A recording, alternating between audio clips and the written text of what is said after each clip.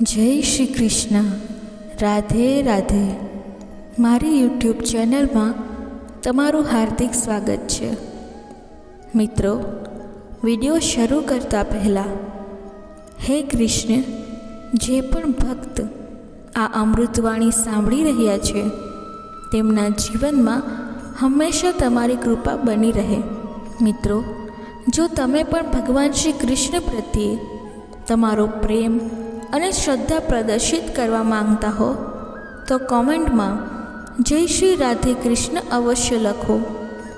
સાથે જ જો તમે હજી સુધી અમારી ચેનલને સબસ્ક્રાઈબ ના કરી હોય તો તરત સબસ્ક્રાઈબ કરો અને બેલ આઇકન દબાવો, જેથી અમારા નવા પ્રેરણાદાયક વિડીયો તમારા સુધી સૌથી પહેલાં પહોંચે. તો ચાલો મિત્રો, આ સકારાત્મકતાથી ભરેલી આ અદ્ભુત યાત્રા શરૂ કરીએ, જે તમારા દિલને સ્પર્શી જશે. એકવાર ભગવાન વિષ્ણુ ગરુડ પર સવાર થઈને ભગવાન શિવને મળવા કૈલાશ પર્વત પર ગયા. કૈલાશમાં ગુફાની બહાર ગરુડને છોડીને ભગવાન વિષ્ણુ એકલા ભગવાન શિવને મળવા અંદર ગયા. બહાર એકલા ગરુડ કૈલાશની સુંદર પ્રાકૃતિક શોભા જોઈને મંત્રમુગ્ધ હતા. આ દરમિયાન તેમની નજર એક નાની સુંદર ચીડિયા પર પડી. ચીડિયા ખૂબ સુંદર હતી અને ગરુડના બધા વિચાર તેના તરફ કેન્દ્રિત થવા લાગ્યા. એ જ સમયે મૃત્યુના દેવતા યમરાજ પણ ભગવાન શિવને મળવા કૈલાશ આવી પહોંચ્યા અને ગુફાની અંદર જતાં પહેલાં તેમણે એ નાની ચકલીને આશ્ચર્ય સાથે જોયું. ગરુડ સમજી ગયા કે આ ચકલીનો અંત નજીક છે અને યમરાજ કૈલાશમાંથી જતા સમયે તેને યમલોક લઈ જશે. ગરુડને ચકલી પર ખૂબ દયા આવી. તે નાની અને સુંદર ચકલીને મરતું જોઈ શકતા ન હતા. તેમણે ચકલીને પોતાના પંજામાં પકડીને કૈલાશથી હજારો મીલ દૂર એક જંગલમાં પથ્થર પર છોડી દીધું અને પોતે પાછા કૈલાશ પર આવી ગયા. જ્યારે યમરાજ બહાર આવ્યા ત્યારે ગરુડે એમને પૂછ્યું કે તમે આ ચકલીને એટલી આશ્ચર્યથી કેમ જોઈ? યમરાજ બોલ્યા, ગરુડ, જ્યારે મેં આ ચકલીને જોઈ ત્યારે મને જાણ થઈ કે આ ચકલી થોડા જ પળોમાં અહીંથી હજારો માઇલ દૂર એક સર્પ દ્વારા ખવાઈ જવાની છે. હું વિચારી રહ્યો હતો કે તે આટલી જલ્દી આટલી દૂર કેવી રીતે જશે, પરંતુ હવે જ્યારે તે અહીં નથી તો નિશ્ચિત રીતે તે મૃત્યુ પામી હશે. ત્યારે ગરુડ સમજી ગયા કે મૃત્યુ ટાળી નથી શકાતી, ભલે કેટલી પણ ચતુરાઈ કેમ ન વાપરીએ. આથી ભગવાન કહે છે, તું કરે છે એ જે તું ઈચ્છે છે, પરંતુ થાય છે એ જે હું ઈચ્છું છું. તેથી તું કર એ જ જે હું ઈચ્છું છું, પછી થશે એ જ જે તું ઈચ્છે છે. જીવનનું શાશ્વત સત્ય છે મૃત્યુ. જન્મ લેતા જ વ્યક્તિના મોતનો સમય પણ નક્કી થઈ જાય છે. મૃત્યુથી દરેક ડરે છે, પરંતુ મૃત્યુનો અનુભવ વ્યક્તિને જીવનની સચ્ચાઈ બતાવી દે છે. લોકોને આ વાતની ઉત્સુકતા ઘનિષ્ઠ છે કે અંતે મૃત્યુ પછી શું થાય છે. એવા લોકો પણ થયા છે જેમને મૃત્યુનો પૂર્વાભાસ થયો હતો. અહીં તમને તે અણસાર અને અનુભવ વિશે જણાવવાના છે જે મૃત્યુ પહેલાં અનુભવવામાં આવે છે. જ્યારે તમને લાગે કે તમારી જિંદગી હવે થોડા જ પળોની છે તો તેવો અનુભવ અદ્ભુત હોય છે. મિત્રો, દરેકને લાગે છે કે દરેકનું ભાગ્ય પહેલેથી જ લખાયેલું હોય છે. આ જ ભાગ્યમાં લખાયેલું હોય છે કે વ્યક્તિનું મોત ક્યારે થાય છે. એટલે કે તેનો અર્થ છે કે દરેકના હિસાબથી દરેક વ્યક્તિના મોતનો સમય નક્કી થાય છે જ્યારે તેનું ભાગ્ય લખાય છે. જન્મનો સમય હોય કે મરણનો સમય, બધું જ પહેલેથી નક્કી હોય છે. પરંતુ શું આ સાચું છે કે મરણનો સમય નક્કી છે કે નહીં તેનો કોઈ પણ અણસાર લગાવી શકાતો નથી અને ના તો કોઈ ચોક્કસ જવાબ આપી શકાતો નથી. તેને લઈને દરેકની પોતાની રાય છે. પરંતુ મોટા વિદ્વાનોનું માનવાનું છે કે કોઈ પણ વ્યક્તિના મરણનો સમય નક્કી નથી હોતો, પરંતુ વ્યક્તિના મરણને લઈને કેટલીક આશંકાઓ અને સંભાવનાઓ રહેતી હોય છે. જો આપણે મરણની વાત કરીએ તો 2 પ્રકારના મરણ વિશે જાણીશું. પહેલું છે સ્વાભાવિક મરણ અને બીજું છે અકાળ મરણ. સ્વાભાવિક મરણ આજના સમયમાં ખૂબ જ ઓછા લોકો ભાગ્યશાળી બને છે. આ એવી મરણ હોય છે જેમાં વ્યક્તિ પોતાનું આખું જીવન જીવી લે છે અને વગર કોઈ બીમારી કે નુકસાન વગર મરી જાય છે. હવે બધાના મનમાં આ પ્રશ્ન હશે કે કેવી રીતે જાણવું કે કોઈએ પોતાનું સંપૂર્ણ જીવન જીવી લીધું છે. અમે જણાવીએ કે એમ નક્કી કરવા માટે કોઈ માપદંડ નથી કે સ્વાભાવિક મરણની કઈ ઉંમર હોવી જોઈએ, પરંતુ 100 વર્ષના ઉંમર પૂર્ણ કરી લેતા એ માનવામાં આવે છે કે વ્યક્તિએ પોતાનું આખું જીવન જીવી લીધું છે.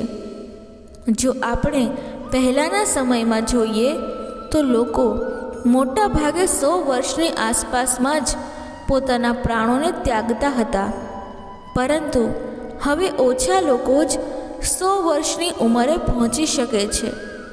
તેમાંથી તે સમજાય છે કે લોકો વધારે ઉંમરમાં અકાળ મરણને પ્રાપ્ત થતા હોય છે.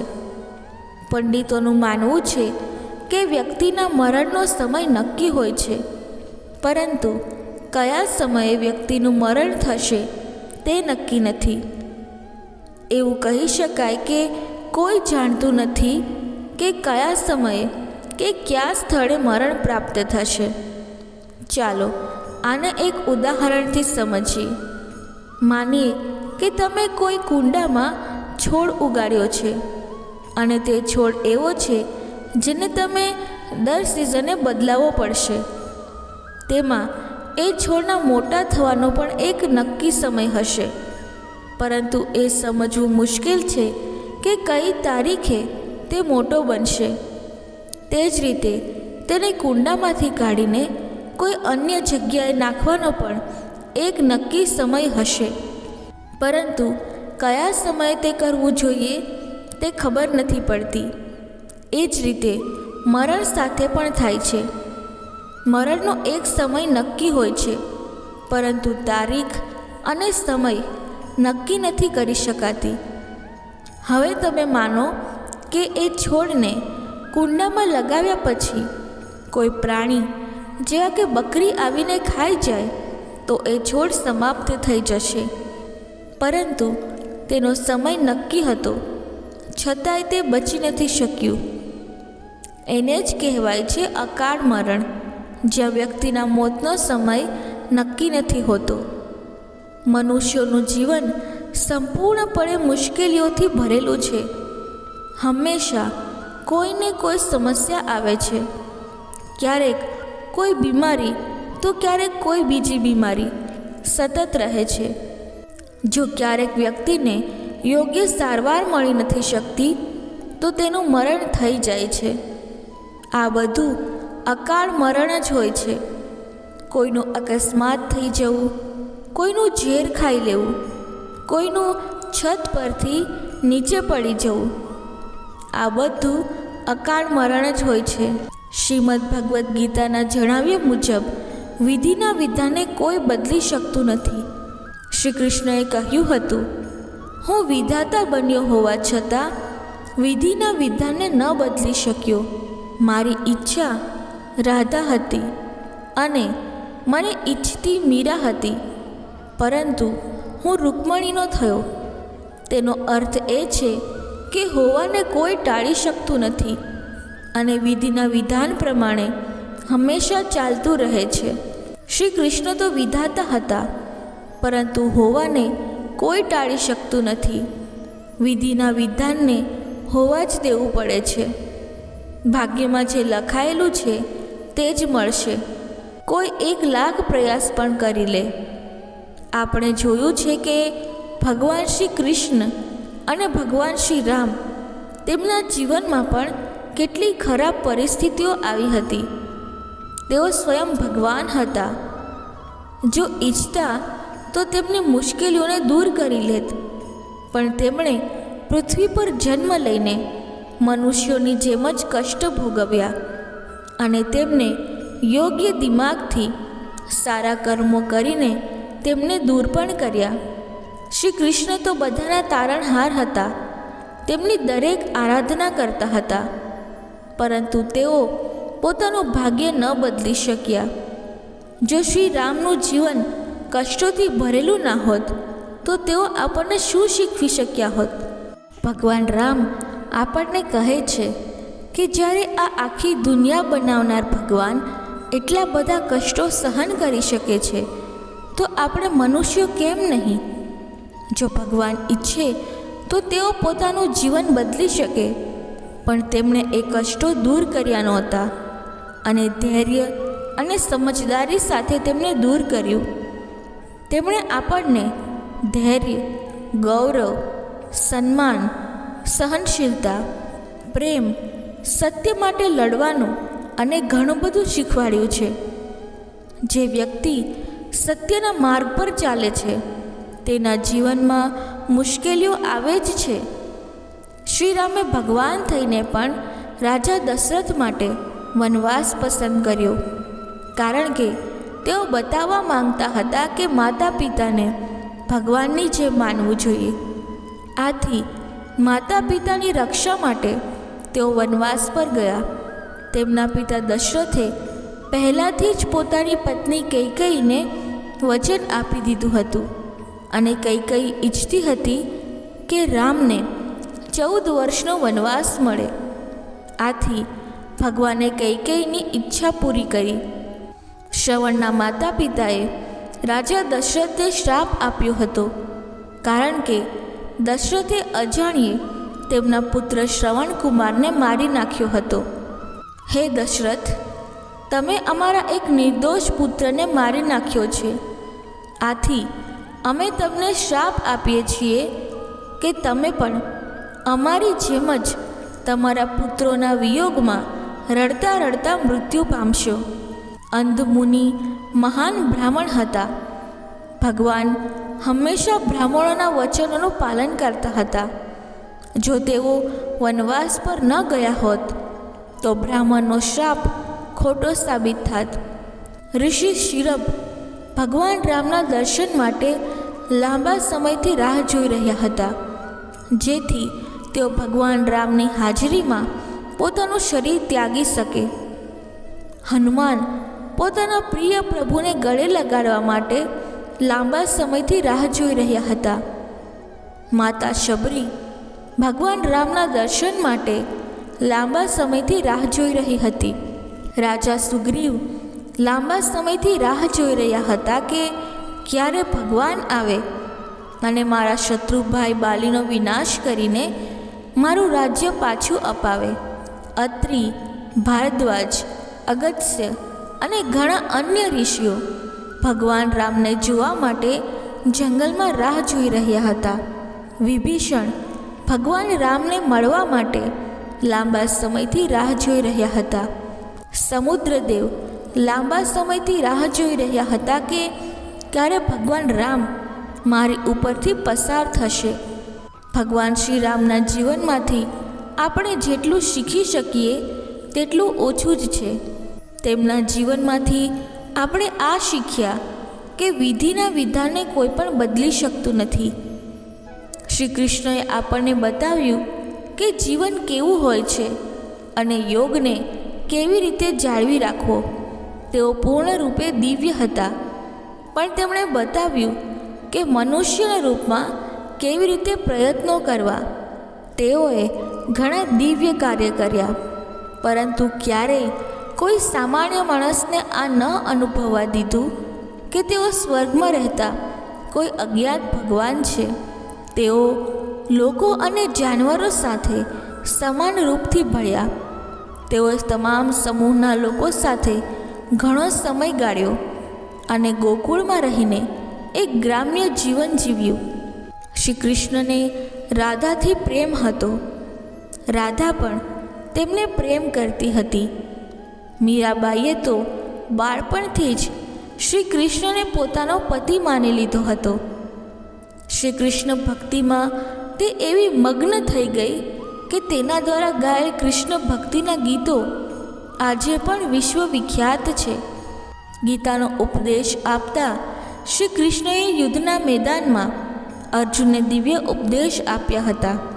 તેમણે કર્મ વિશે કહ્યું કે આપણે ફળની ઈચ્છા રાખ્યા વગર કર્મ કરવું જોઈએ. કર્મ મહત્વપૂર્ણ છે. તેનું પરિણામ સારું હશે કે ખરાબ તે ઈશ્વર પર છોડી દેવું જોઈએ. વિધિના વિધાનનો મતલબ એ છે કે જે પણ નસીબમાં લખાયેલું છે તે થઈને જ રહે છે. આથી હંમેશા યાદ રાખો કે સંસારમાં જે કંઈ પણ થઈ રહ્યું છે તે બધું ઈશ્વરીય વિધાન છે અને તમે ફક્ત નિમિત્ત માત્ર છીએ. જે પણ જન્મેલું છે તેને એક દિવસ મરવું કે નષ્ટ થવાનું જ છે. બધું નશ્વર છે.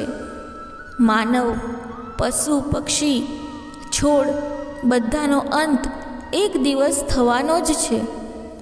એ જ વિધિનું વિધાન છે. જેમ માણસ જૂના કપડાં છોડી બીજા નવા કપડાં ધારણ કરે છે, તેમજ દેહી આત્મા જૂના શરીરો છોડી બીજા નવા શરીરો ધારણ કરે છે. જેમ કુરુક્ષેત્રના રણક્ષેત્રમાં ભગવાન શ્રી કૃષ્ણના મુખેથી નીકળી ગીતાએ અર્જુનને કર્તવ્ય બતાવ્યું, એમ જ આપણે જાણતા નથી કેટલી પેઢીઓએ જીવનના પોતાના નાના મોટા યુદ્ધમાં, સંશયના ક્ષણોમાં, ચિંતાઓના ભ્રમરથી બહાર આવવા ગીતા પાઠથી હિંમત મળી છે. ગીતા મનુષ્યને સુખી રહેવું શીખવે છે. જેઓ ભગવાનમાં વિશ્વાસ રાખે છે તેમના માટે ગીતા માતા જેવી છે, જે નિરાશાના ખાડામાં ડૂબેલા લોકોને આશાની કિરણ દેખાડે છે. જે થયું તે સારું થયું, જે થઈ રહ્યું છે તે સારું થઈ રહ્યું છે, અને જે થશે તે પણ સારું થશે. ભૂતકાળનું પુનઃ વિચાર ન કરો, ભવિષ્યની ચિંતા ન કરો, વર્તમાનમાં જીવો. મિત્રો, ભગવાન શ્રી કૃષ્ણ કહે છે, આ સંસાર એક રંગમંચ છે જ્યાં સૌ કોઈએ પોતાનું કર્તવ્ય કર્મ કરવું પડે છે. રંગમંચના વસ્તુઓને પોતાનું માનવાથી જ અશાંતિ આવે છે. જેઓએ પોતાની હિંમત, પાપ, લોભ અને માયા છોડી છે તેમને જ શાંતિ મળી છે. આથી ભગવાન શ્રી કૃષ્ણ કહે છે, તારું શું ગયું કે તું રડે છે? તું શું લાવ્યો હતો કે તે ખોઈ નાખ્યું છે? તે શું પેદા કર્યું છે કે તે નષ્ટ થઈ ગયું છે? તું કંઈ લઈને નથી આવ્યો. જે લીધું તે અહીંથી લીધું, જે આપ્યું તે અહીં જ આપ્યું છે. ખાલી હાથે આવ્યો છે અને ખાલી હાથે જતો રહેશે. એમ છતાંય માણસ વસ્તુઓ અને જીવોમાં હું અને મારુંનો ભાવ રાખે છે. મનુષ્ય સૌને તેના મન મુજબ બનાવી નથી શકતો. જેટલા દિવસ ઈચ્છે તેટલા દિવસ સાથે રહી શકતો નથી. કોઈનો સ્વભાવ બદલી નથી શકતો કે ના રંગરૂપ. એટલે આ બધું મારું અને મારી વસ્તુઓ કેવી રીતે બની શકે? જે આજે તું માને છે કે તે તારી છે, તે કાલે કોઈ બીજાનું હતું અને પરમ દિવસે કોઈ બીજાનું હશે. તું તે માને છે કે તે તારું છે અને ખુશ થાય છે, પણ આ ખુશી જ તારા દુઃખનું કારણ છે. સૌથી સારું એ છે કે મનુષ્યએ માનવું જોઈએ કે આ સંસાર, ઘર, ધન, પરિવાર બધું ભગવાનનું છે અને આપણે ભગવાનનું જ કાર્ય કરીએ છીએ. બધી વસ્તુઓ ભગવાનની માનવાથી તે પ્રસાદરૂપ બની જશે. આવી ભાવનાથી ચિંતા, ભય વગેરે કશું જ નહીં રહે. તમે ભગવાનનો આશરો મેળવો. આ જ શ્રેષ્ઠ સહારો છે. જે આ આશરો જાણે છે તે ભય, ચિંતા અને શોકથી હંમેશા મુક્ત રહે છે. ભગવાનની શરણમાં જવાનો અર્થ એ છે કે શ્રદ્ધા સાથે નિષ્કામ ભાવથી ભગવાનની આજ્ઞાનું પાલન કરવું, તેમના ગુણ અને સ્વરૂપનું ચિંતન કરવું અને આપણા કર્મો અનુસાર જે સુખ દુઃખ મળે છે તે બધામાં સમાન રહેવું. મારા પરાયણ થયેલા ભક્ત જેઓ તમામ કર્મોને મને અર્પણ કરીને અનન્ય ભાવથી મારું ભજન કરે છે, તેમનો હું પોતે સંસાર સાગરથી ઉદ્ધાર કરનાર બની જાઉં છું. મને ભજવા માટે લોકો સ્વર્ગ સુધીની ઈચ્છા કરે છે. હું તેમને તે આપું છું. એટલે કે બધું જ પરમાત્મા તરફથી સરળ છે. ગીતા ચિંતાગ્રસ્ત મનુષ્યને હંમેશા ભગવાનના ભરોસે ખુશ રહેવા માટે કહે છે. તું માત્ર મારી જ શરણમાં આવ, હું તને તમામ પાપોથી મુક્ત કરીશ. તું શોક ના કર. ભગવાન જ શાંતિના સ્ત્રોત છે, બીજું કોઈ નથી. તેમની જ શરણમાં જવાથી પરમ શાંતિ મળે છે. ધન વૈભવથી શાંતિ મળી નથી શકતી. વિદ્યાથી પણ શાંતિ નહીં મળે. એ તો તેમના જ શરણમાં જવાથી જ મળશે. મનુષ્યનું શરીર માતા પિતાના રજ અને બીજથી બને છે. માતાના દૂધ અને પિતા દ્વારા કમાયેલા ધનથી તેનું પોષણ થાય છે. માતા પિતાના ધનથી તે શિક્ષા મેળવે છે. માતા જ બાળકોની પ્રથમ પાઠશાળા છે. તે જ બાળકોને સંસ્કાર આપે છે. માતા પિતા દરેક શક્ય રીતે બાળકોની રક્ષા કરીને તેમને વધારે છે. આ રીતે પુત્ર પર માતા પિતાનું, માતા પિતા પર દાદા દાદીનું અને દાદા દાદી પર પરદાદા પરદાદીનું ઋણ રહે છે. પરંપરાથી પ્રાપ્ત આ પિતૃ ઋણથી મુક્ત થવા માટે મનુષ્યએ પોતાના પિતૃઓના નામે જીવનભર શ્રાદ્ધ અને તર્પણ કરવું જોઈએ. સાથે સાથે આગળના પિતૃઓને પિંડ અને પાણી આપવા માટે વંશની વૃદ્ધિ કરવી જોઈએ.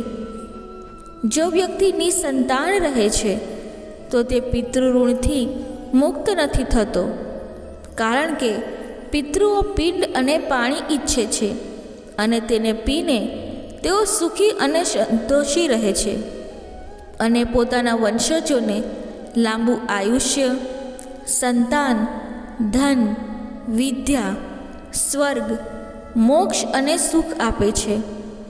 સંતાન ન હોવા પર તેઓ દુઃખી થઈ જાય છે કે આગળ આપણને પિંડ અને પાણી કોણ આપશે. મનુષ્ય જન્મ લેતા જ અનેક શુલ્ક હવા, પાણી, ધૂપ વગેરેનું સેવન કરે છે અને હૃષ્ટપુષ્ટ બને છે. સૂર્યદેવ આપણને નિત્ય ઉષ્મા અને પ્રકાશ આપે છે. વન દેવતા મનુષ્યના પ્રાણનો આધાર વાયુ આપે છે. વરુણદેવ જલ આપે છે. ઇન્દ્રદેવ મેઘ વરસાવે છે અને અન્ન ઉપજાવે છે. આ બધાથી મનુષ્યનું જીવન ચાલે છે. આ મનુષ્ય પર દેવ ઋણ છે. મિત્રો, વિધિનું વિધાન ટાળી શકાતું નથી. આ વાતને સરળ રીતે સમજાવવા માટે હું તમારી સમક્ષ એક ખૂબ જ સુંદર વાર્તા લાવી છું, જે એક ગરીબ ખેડૂત અને તેની પત્ની વિશે છે. આ વાર્તા તમને એ બતાવવા પ્રયત્ન કરશે કે કેવી રીતે નિયતિની આગળ આપણે બધાને નમવું પડે છે અને કેવી રીતે આપણા કર્મ અને સહન શક્તિ આપણને જીવનની મુશ્કેલીઓમાંથી નીકળવામાં મદદ કરે છે. મિત્રો, એક વખતની વાત છે. ભારતના એક નાનકડા ગામમાં રામુ નામનો એક ખેડૂત રહેતો હતો. રામુ ખૂબ જ મહેનતી અને ઈમાનદાર વ્યક્તિ હતો. તેમની પાસે એક નાનકડું ખેતર હતું, જેમાં તેઓ પોતાની પત્ની સીતાની સાથે મળીને કામ કરતા. રામુ અને સીતાનું જીવન ખૂબ જ સામાન્ય હતું, પરંતુ તેઓ પોતાના સામાન્ય જીવનમાં ખૂબ ખુશ હતા. રામુના ખેતરમાં દર વર્ષે સારી ખેતી થતી હતી, પરંતુ એક વર્ષ એવો આવ્યો કે ગામમાં ભયંકર દુષ્કાળ પડ્યો. પાણીની ખોટને કારણે રામુની ખેતી બરબાદ થઈ ગઈ. આ મુશ્કેલીના સમયે રામુ અને સીતાએ તેમના જીવનની સમગ્ર બચત ખર્ચી નાખી, પરંતુ તેમ છતાંય તેમની પાસે ખાવા માટે કંઈ રહ્યું નહોતું. રામુએ હાર માની નહીં. તેમણે ગામના શેઠ પાસેથી થોડા પૈસા ઉધાર લઈને ફરીથી ખેતી કરવાનો વિચાર કર્યો. રામુ અને સીતાએ દિવસ રાત મહેનત કરી અને પોતાની ખેતી ફરી ઉગાડવાનો પ્રયત્ન કર્યો. આ વખતે ભગવાને તેમની મહેનત જોઈ અને વરસાદ સમય પર થયો. રામુની ખેતી ફરી લહેરાઈ અને તેમની આશાઓ ફરીથી જીવિત થઈ ગઈ. પરંતુ નિયતિએ કંઈક અલગ વિચાર્યું હતું. ખેતરની કટાઈના થોડા દિવસો પહેલાં એક તુફાન આવ્યું અને રામુની બધી ખેતી બરબાદ થઈ ગઈ. રામુ અને સીતાના બધા સપના તૂટી ગયા. રામુ શેઠ પાસેથી લીધેલું કરજ પણ ચૂકવી શક્યા નહીં અને તેમણે પોતાની જમીન ગીરવી રાખવી પડી. રામુ અને સીતાએ આ મુશ્કેલીનો સામનો કરવાનો નિર્ણય કર્યો. તેઓ બીજા ગામમાં જઈને મજૂરી કરવા લાગ્યા. સીતાએ ઘેર ઘેર જઈને કામ કરવાનું શરૂ કર્યું, જ્યારે રામુએ નિર્માણ સ્થળોએ કામ કરવાનું શરૂ કર્યું. તેમની કઠિન મહેનત અને સહનશક્તિએ તેમને તેમના પગ પર ઊભા થવામાં મદદ કરી. કેટલાક વર્ષો બાદ રામુ અને સીતાએ થોડું થોડું બચાવીને ફરીથી પોતાનું એક નાનકડું ખેતર ખરીદી લીધું. આ વખતે તેમણે આધુનિક કૃષિ તકનીકોનો ઉપયોગ કર્યો અને પોતાની મહેનતથી ફરી સફળ થયા. હવે તેઓ તેમના જીવનમાં સંતોષ અને ખુશી અનુભવી રહ્યા હતા, પરંતુ તેમણે સમજી લીધું હતું કે વિધિના વિધાનને ટાળી શકાતું નથી. રામુ અને સીતાની વાર્તા આપણને એ શીખવે છે કે જીવનમાં કેટલી મુશ્કેલીઓ કેમ ન આવે, આપણે હાર માનવી ન જોઈએ. આપણા કર્મ અને સહનશક્તિ જ આપણને જીવનના પડકારો સાથે લડવાની શક્તિ આપે છે.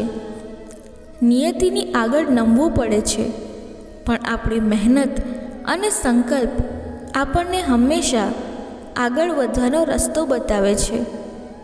રામુ અને સીતાનું એક ઉદાહરણ છે કે કેવી રીતે જીવનમાં મુશ્કેલીઓનો સામનો કરીને પણ આપણે આપણા પ્રયત્નો ચાલુ રાખવા જોઈએ. વિધિનું વિધાન અટલ છે, પણ આપણી મહેનત અને સહનશક્તિ આપણને જીવનમાં સફળતા મેળવવામાં મદદ કરે છે. મિત્રો, વિધિનું વિધાન ટાળી શકાતું નથી.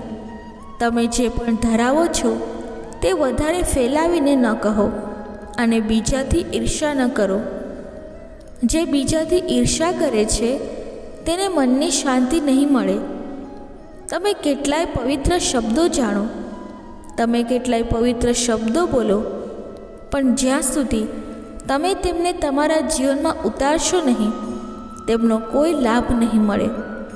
જો તમારું ચિત્ત શાંત છે, જો તમે આ બ્રહ્માંડના પ્રવાહને સંભાળી શકો છો, એની લય અને તાલને અનુભવી શકો છો, ખુશી એ તાળું છે અને ધ્યાન એની ચાવી છે.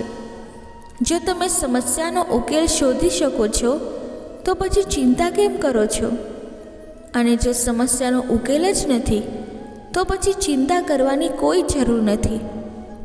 કોઈ પણ વ્યક્તિ ખૂબ વધુ બોલતા રહેવાથી કંઈ શીખી શકતો નથી. સમજદાર વ્યક્તિ એ જ કહેવાય છે જે ધીરજ રાખનાર, ક્રોધિત ન થનાર અને નીડર હોય. દરેકની અંદર પોતાની શક્તિ અને પોતાની કમજોરી હોય છે. માછલી જંગલમાં નથી તરી શકતી અને સિંહ પાણીમાં રાજા નથી બની શકતો. એટલે મહત્ત્વ દરેકને આપવું જોઈએ. કોઈ પણ વ્યક્તિ સારા કુટુંબમાંથી અથવા તેની જાતિમાં જન્મ લેતા જ સંત નથી બની શકતો. જે વ્યક્તિમાં સચ્ચાઈ અને વિવેક છે તે જ ધન્ય છે, તે જ સંત છે. દુઃખ એ તમારા હાથમાં નથી, પણ દુઃખી થવું કે ન થવું એ તમારા હાથમાં જરૂર છે. આરોગ્ય એ સૌથી મોટું ઉપહાર છે. સંતોષ સૌથી મોટી સંપત્તિ છે અને વફાદારી સૌથી સારો સંબંધ છે.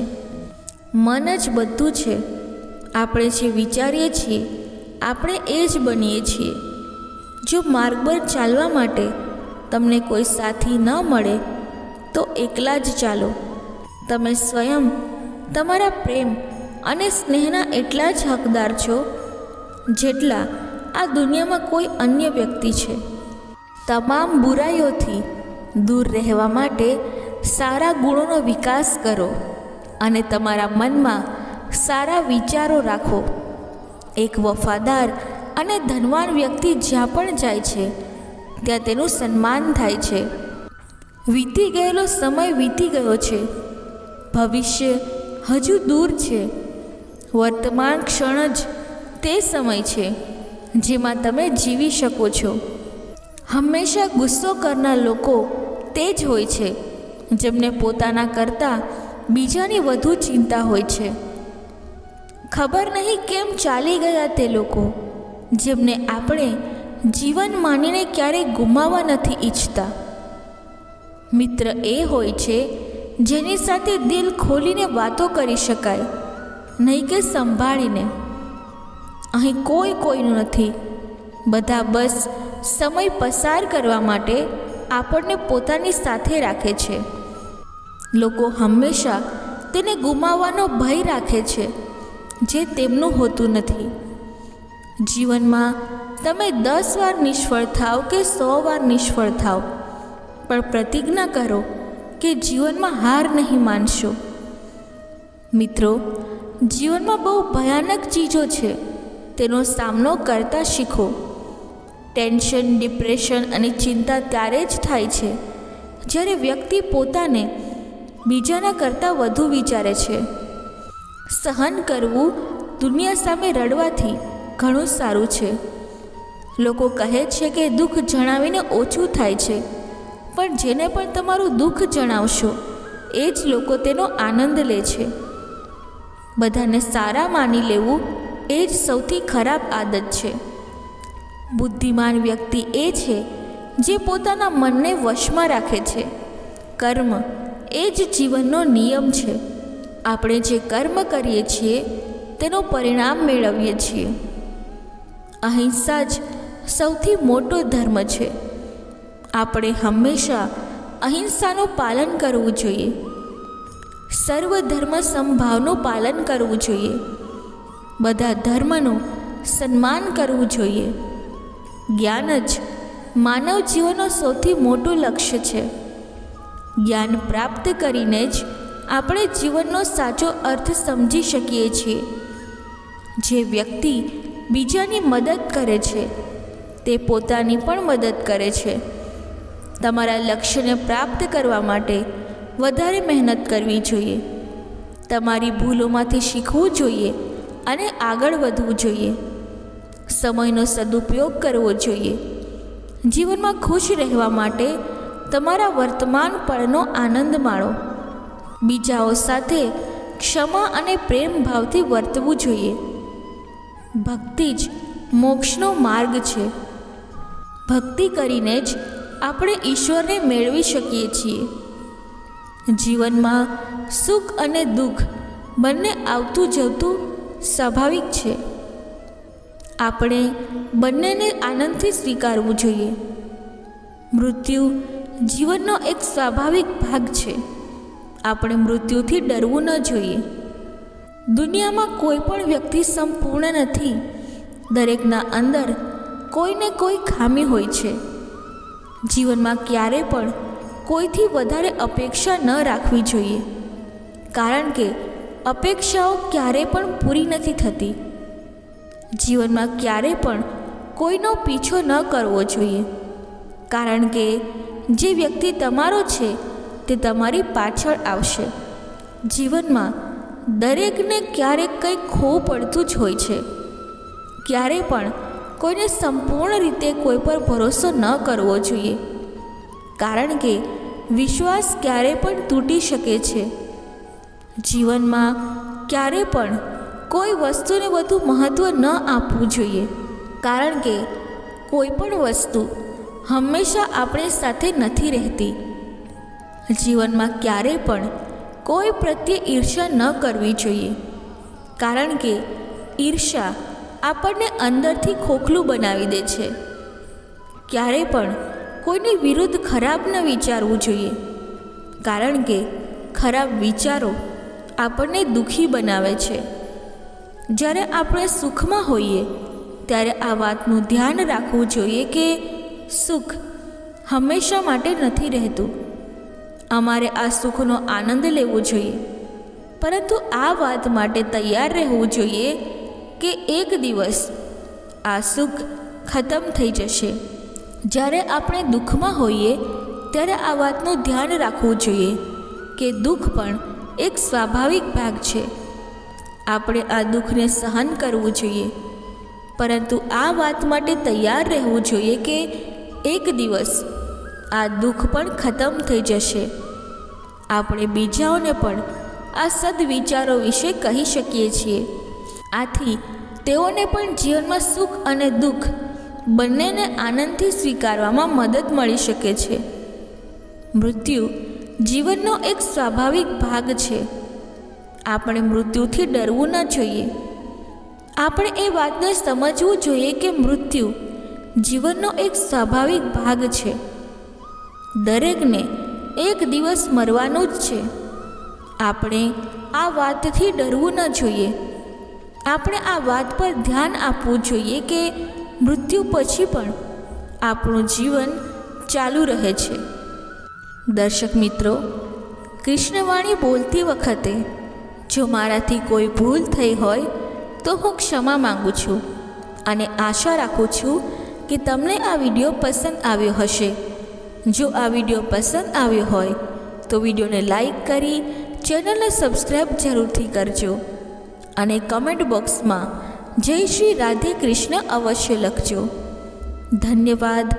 જય શ્રી કૃષ્ણ. રાધે રાધે.